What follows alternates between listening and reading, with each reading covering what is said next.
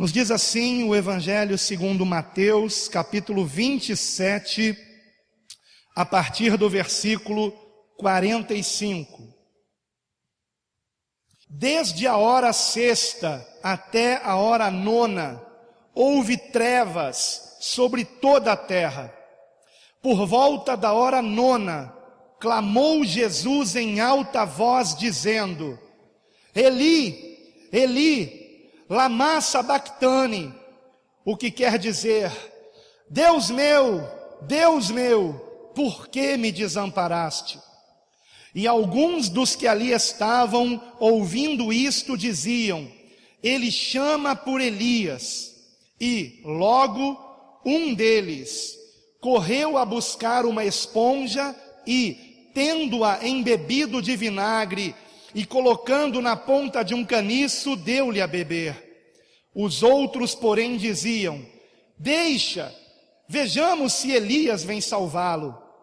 E Jesus, clamando outra vez com grande voz, entregou o Espírito.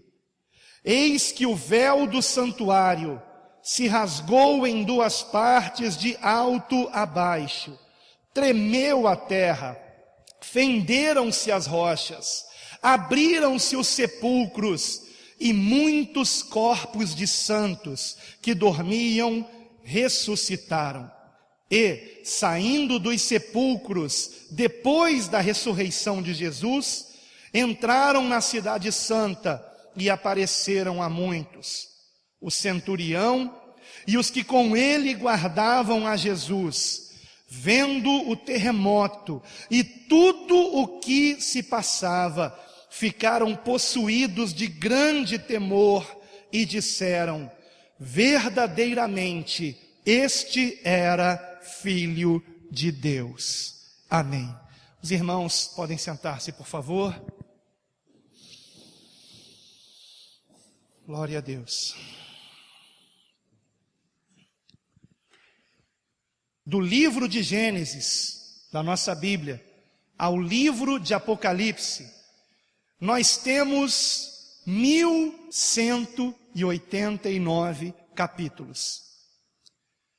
Destes 1189 capítulos, há apenas 4 capítulos, apenas 4 de 1189, que nos contam de um mundo perfeito, de um mundo sem dor, sem pranto, sem morte.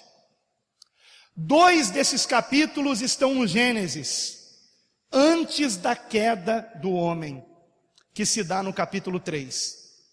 E os outros 2 capítulos que falam de um mundo perfeito são os 2 capítulos finais do livro do Apocalipse, após o juízo final e após o nosso Deus fazer novos céus e nova terra, onde habitará a justiça para sempre. Mas nos demais 1185 capítulos, o que nós temos é uma história de tragédias, de dores, de sofrimento. O que nós temos é o resultado trágico do nosso pecado. O maior problema da humanidade se chama pecado. Paulo, meditando sobre isso, escreveu aos Romanos que todos pecaram e destituídos estão da glória de Deus. No Antigo Testamento já estava escrito que não há justo sobre a terra que faça o bem e nunca peque. E a consequência do pecado é o sofrimento, é a dor, são as lágrimas, é a morte. O salário do pecado é a morte. Mas, assim como na Bíblia há 1189 capítulos, também há na Bíblia 66 livros, nos quais estão distribuídos esses capítulos. E entre esses 66 livros que há entre Gênesis e o Apocalipse, nós temos quatro livros que não contam a história de um mundo perfeito, mas que nos contam a história de um homem perfeito. Um homem que nasceu sem pecado, que viveu sem pecado e que morreu sem pecado. E para quê? Enviado pelo próprio Deus para resolver o problema do pecado e nos dar acesso a esse novo céu e nova terra que virá, para que nós não estejamos mais vivendo em sofrimento, para que nós não derramemos mais uma lágrima sequer, mas tenhamos vida e vida eterna, vida em abundância. Esse homem é Jesus Cristo. Esses livros são Mateus, Marcos, Lucas e João, que por 4 ângulos diferentes nos apresentam Jesus em toda a sua glória, em toda a sua majestade. Ele que, sendo Deus, abriu mão de sua divindade para vir ao mundo como homem, sentindo as mesmas necessidades humanas que todos nós, sofrendo as mesmas tentações humanas que nós sofremos. A palavra diz que em tudo ele foi tentado, mas jamais pecou. E por isso, por jamais ter pecado, é que nós temos o relato que acabamos de ler aqui. Os versículos que nós acabamos de ler aqui retratam o momento mais importante da história humana, talvez o mais importante do universo. O momento em que o próprio Deus, através do seu Filho Jesus Cristo, resolve de uma vez por todas o problema do pecado, libertando cada um de nós da escravidão do pecado e das suas consequências trágicas. E ele faz isso através da morte do seu Filho, sem pecado, em nosso lugar, em lugar dos pecadores.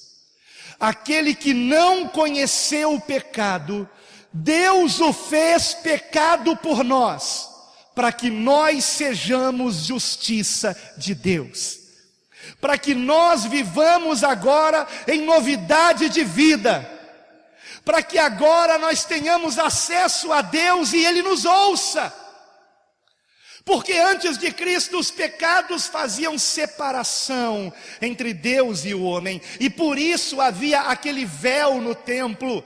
Mas quando Jesus entrega o Espírito na cruz, a primeira coisa que acontece é o rasgar deste véu, não de baixo para cima, mas de cima a baixo.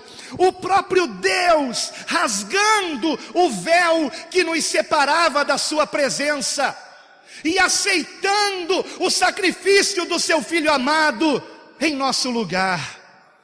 Aleluia. Eu não sei quanto a você, mas eu fico muito empolgado com tudo isso.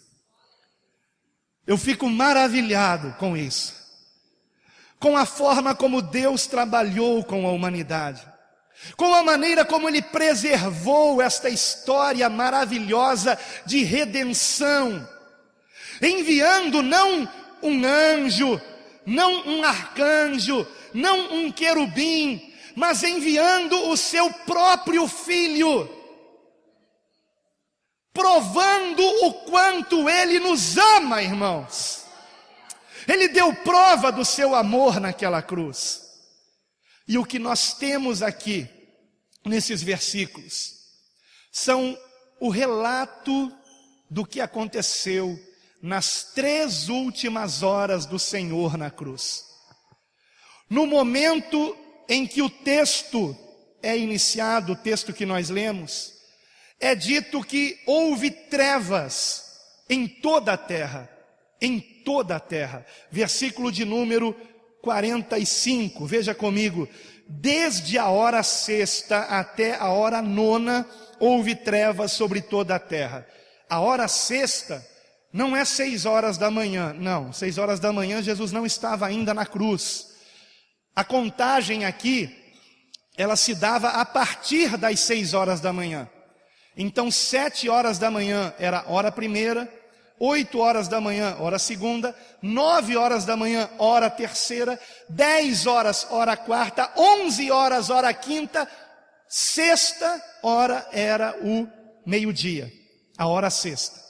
Então, a hora sexta era a hora em que a maior claridade devia haver sobre a terra, sobre aquela localidade, porque era o meio-dia, o momento em que o sol está no seu ponto mais alto, em que os raios vêm diretamente sobre nós.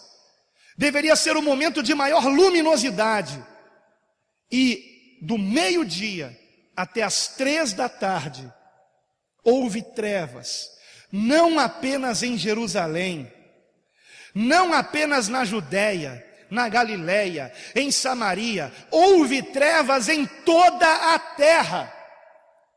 Não era um eclipse, porque a Páscoa dos judeus sempre é comemorada em lua cheia. Você pode ver hoje, por exemplo, domingo de Páscoa, lua cheia. E é impossível que num dia em que haja lua cheia tenha um eclipse solar. Não era um eclipse. Se não era um eclipse, o que era então? Eu direi o que era. Eram os nossos pecados sendo lançados sobre o Senhor, enegrecendo os céus, os nossos pecados sendo lançados, um momento sombrio, o momento em que a nossa redenção estava sendo executada, o momento em que o Santo dos Santos, o Senhor dos Senhores, o Rei dos Reis, tomou sobre si mesmo a nossa culpa, tomou sobre si mesmo cada pecado de cada ser humano sobre a face da terra, tomou sobre si para nos redimir, porque não havia outra forma de sermos salvos.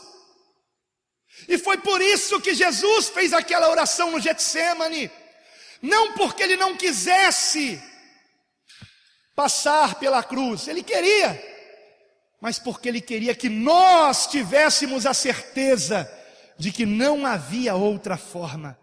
Por isso ele orou: Pai, se possível, afasta de mim esse cálice, mas não seja feita a minha, mas a tua vontade. E não era possível que fôssemos salvos de outra forma, não era possível. Era necessário que o próprio Deus viesse na pessoa do seu Filho amado e sofresse em nosso lugar, caindo nas mãos dos ímpios e sofrendo terrivelmente. Satanás queria que Jesus desistisse da cruz. Então imagine como aqueles homens endemoniados que o prenderam estavam sendo ali impelidos pelo maligno para castigar Jesus ao máximo. Esta semana mais uma vez passou na televisão o filme Paixão de Cristo. Não sei quantos aqui viram ou já viram esse filme. Alguns pensam que é exagero. Não, o Senhor não sofreu tanto assim. Sofreu, irmãos, sofreu. Os carrascos romanos são considerados os piores carrascos da história da humanidade. Eles eram especialistas em fazer uma pessoa sofrer ao extremo da morte e não morrer para que continuasse sofrendo. E assim fizeram com Jesus, assim fizeram com ele. Mas o que Jesus temia não era a dor na carne. O que Jesus, se possível, queria que fosse evitado era aquele momento em que a comunhão plena dele com o Pai fosse quebrada, para que os nossos pecados fossem lançados sobre ele. E naquele momento em que isso aconteceu, foi que ele clamou: Deus meu, por que me desamparastes? Esse clamor é o início de um Salmo 22, e um salmo messiânico, que retrata o sofrimento de Cristo, que retrata a dor de Cristo.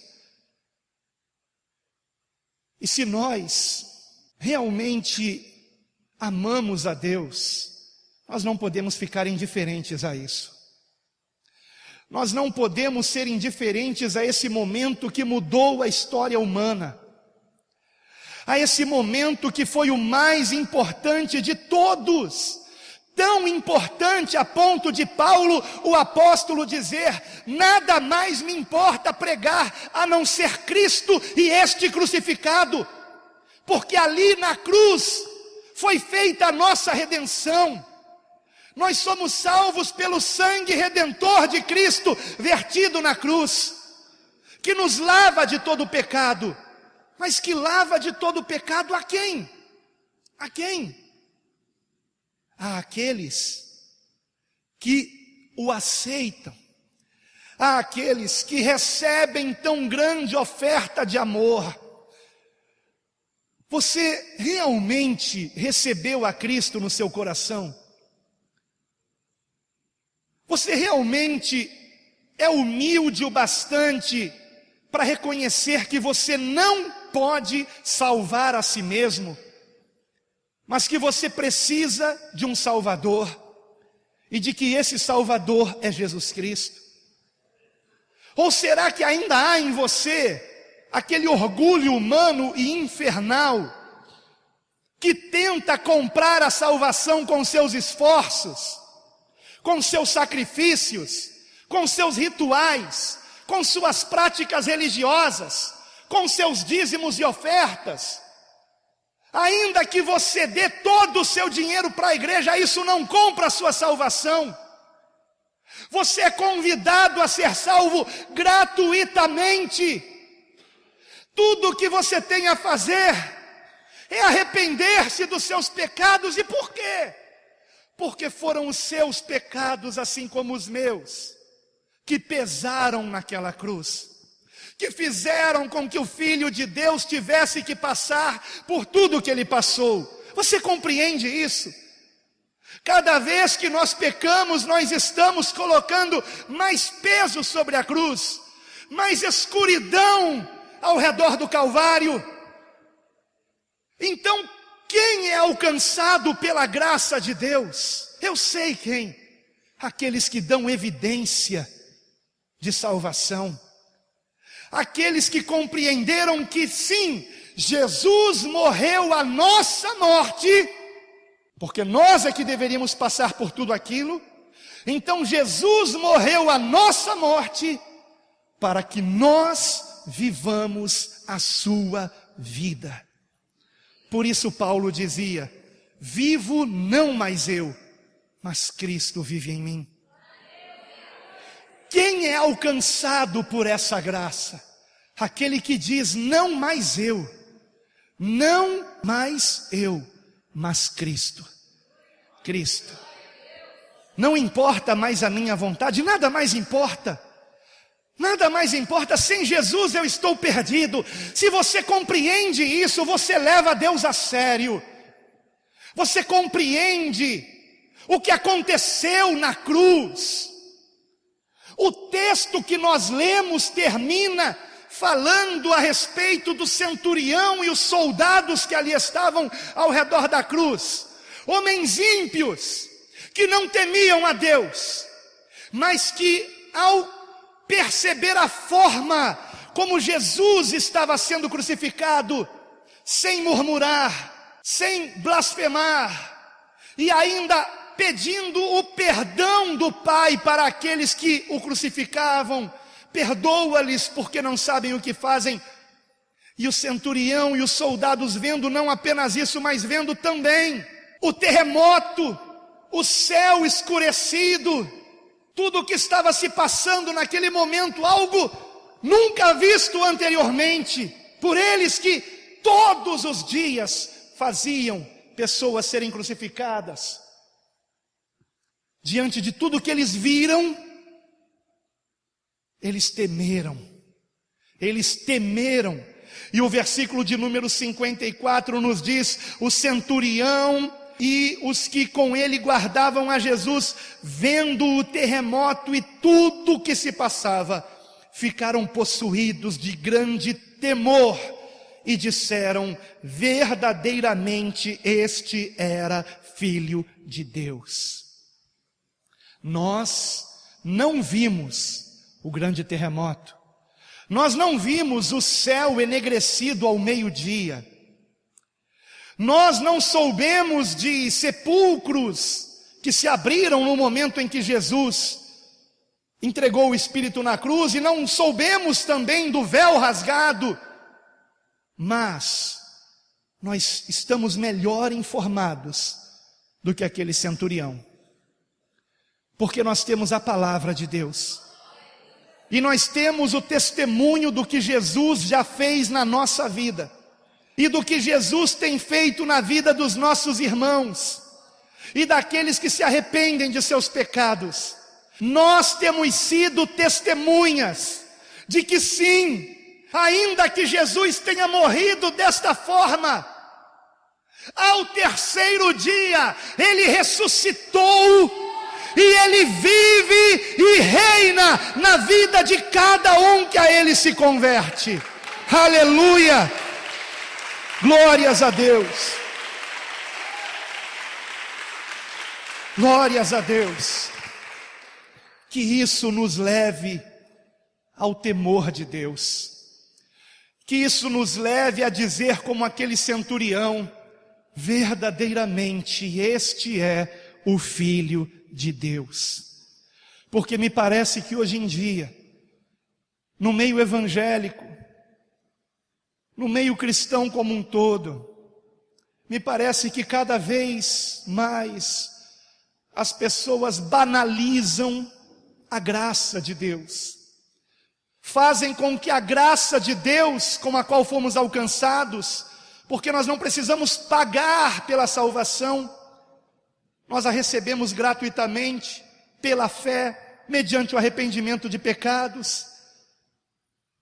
Se banalizou essa graça. O que nós não podemos esquecer é que essa graça custou um alto preço, um preço de sangue, e não é o sangue de touros, de novilhos, não é o sangue de qualquer pessoa, é o sangue do Filho de Deus, de Jesus o Nazareno, o Cristo, que nasceu sem pecado, que viveu sem pecado e morreu sem pecado, e que ao terceiro dia ressuscitou, nos provando que Ele nos redimiu do pecado, e que Ele nos dá a vida eterna, de que o sacrifício foi aceito pelo Pai, e de que nós também ressuscitamos com Ele para a sua glória. Será que você tem banalizado a graça? Ou será que você tem tido o temor de Deus? Não pensem, irmãos, que o Pai tem por inocente aquele que despreza o sangue de Cristo, aquele que brinca com a graça de Deus. A graça de Deus é algo muito sério, é algo muito sagrado, e a maior prova de que fomos alcançados por essa graça é agora vivermos uma vida transformada, porque agora não há mais separação entre Deus e os homens. Se nós clamarmos a Deus, Ele nos socorre. Por isso está escrito: não vos sobreveio tentação que não fosse humana, mas fiel é Deus que nos dará o escape para toda a tentação. Se nós clamarmos a Ele, se nós clamarmos pelo seu socorro, se nós, assim como Jesus, que nos ensinou a vida que devemos ter, diariamente orarmos, pedindo o quê? Pedindo o Espírito Santo. E Ele disse que o Pai dará graciosamente o Espírito Santo aos que lhe pedirem. Ele não disse que o Pai dará casa própria, carro zero, roupa de marca, plena saúde, mas Ele garantiu que o Pai dará o Espírito Santo àqueles que lhe pedirem. Quando foi a última vez que você pediu santidade na tua vida? Pureza de coração, de olhos, de mente, de ouvidos. Quando foi a última vez que você pediu a Deus para mudar você, transformar você, fazer de você uma pessoa mais humilde, mansa, cheia de misericórdia e compaixão pelo próximo? Quando foi que você pediu a Deus para ter mais temor dEle?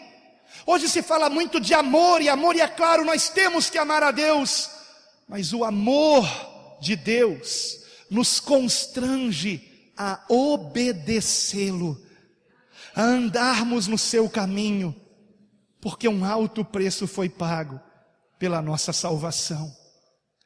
Será que você tem respondido, tem correspondido a isso, da maneira como Deus espera que nós façamos? Aqueles que não se santificarem serão corrigidos pelo Senhor severamente, severamente. Não devemos brincar. O tempo se abrevia, irmãos. Perto está o Senhor. A questão é, nós estamos perto dEle? O Senhor nos chama a uma intimidade maior com Ele. E essa intimidade começa com o temor de Deus. Aonde não há temor, não há obediência. E aonde não há obediência, não há intimidade. Deus não quer intimidade com pessoas que não o levam a sério. Deus não quer intimidade com crentes mundanos. O Senhor, pela sua palavra, quer preparar a sua igreja para o arrebatamento que virá. Não brinquemos mais com Deus. Não há mais tempo, irmãos. O momento do conserto é agora. É agora, o tempo é o que se chama hoje, porque pode não haver amanhã. Como está o seu coração diante de Deus? Se arrependa, seja lá do que for. Perdoe, seja lá quem for. Peça perdão se você fez algo de errado a alguém, mas se conserte em nome de Jesus. Não brinque com a igreja. Pare de falar mal do irmão. Pare de julgar o teu próximo, porque há apenas um que é juiz e legislador, o nosso Deus. Nós somos seus servos. Somos seus servos. Abandone a ganância. Abandone a usura. Pergunte a Deus o que Ele quer que você faça com o dinheiro que está na sua mão. Porque esse dinheiro é santo, se você é um servo de Deus. E nós temos, irmãos, que andar em temor nesses dias. Em temor. Essa é a palavra de Deus para nós. Que nós temamos a Deus. Que ao nos lembrarmos de Jesus, não nos esqueçamos de quem Ele é. Nós estamos falando daquele que é verdadeiramente o Filho de Deus. A Ele e somente a Ele toda honra, toda glória, todo louvor e uma vida em santificação para todo sempre, com a ajuda do Espírito Santo e para a glória de Deus, em nome de Jesus. Aleluia.